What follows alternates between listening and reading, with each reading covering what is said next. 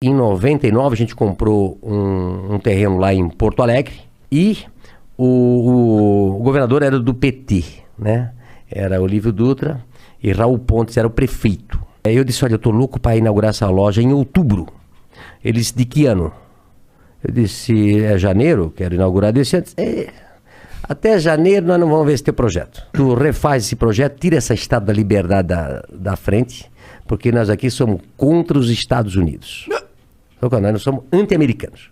Então, se tu deixar essa estátua na frente, nem o projeto nós vamos ver. Mudamos o projeto, levamos para lá e gerava 200 empregos direto. Não quer saber de emprego, não quer saber de nada, tira a estátua. Demoramos 3 anos e nada. Aí fomos para lá e aí sentou eu, na época o secretário e o meu arquiteto. Aí eu disse, e aí, secretário, vão liberar o alvará? Ele disse, olha, cheio de história, porque aqui, porque ali, porque... Sempre história. Burocrata sempre vai arranjar um jeito de dizer que não dá. Aí eu disse, olha, secretário, vou dizer para você, realmente eu estou na contramão. Todo mundo sai do Rio Grande do Sul. E eu estou vindo pro Rio Grande do Sul. O senhor está certo e eu estou errado. Nunca mais eu vou botar os pés aqui. Passei, acho que uns 15 anos, 20 anos.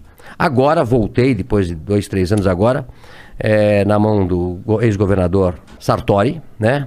Onde ele liberou umas hidrelétricas que também estavam paradas 10 anos lá. Eu disse, Sartori, agora a Van vai voltar para cá e vai montar 50 lojas. Estamos montando a 12ª agora no Rio Grande. Na semana seguinte vamos montar a 12 mais 1.